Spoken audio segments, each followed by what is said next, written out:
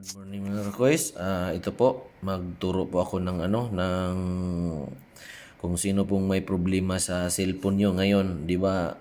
Kung sinong na nakaranas nito na yung Android phone niyo na minsan mawawala po yung buses, mawala po yung sounds niya.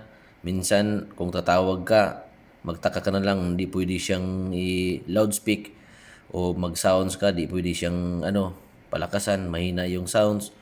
Or kung ipasok mo sa Bluetooth, di siya malakas, or dito siya sa cellphone tutunog di doon sa speaker ng Bluetooth o sa headset.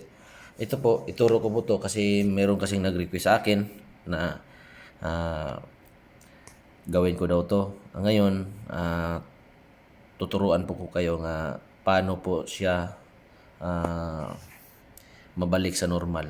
Ito po, dito po tayo sa settings. Punta po tayo ng settings. Ito po, dito, punta po tayo ito nakita po natin itong apps. Dito po tayo papunta sa apps. Ngayon, ito po, nakita natin yung apps sa taas, di ba? Ito. Ito ang pinutin natin. Tapos, pagkatapos nun, dito, alam niyo yun, dito yung dito sa gilid na may tatlong tuldok.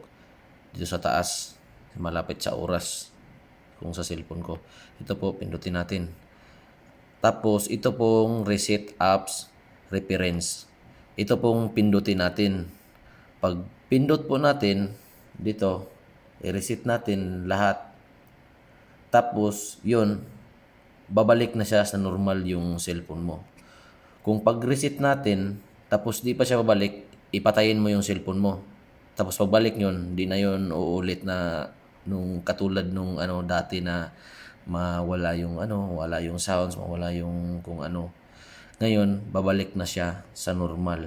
Basta pindutin nyo na to kasi sa akin kasi natapos na kasi to eh. Ito din ang ko dati, akala ko sira yung cellphone ko.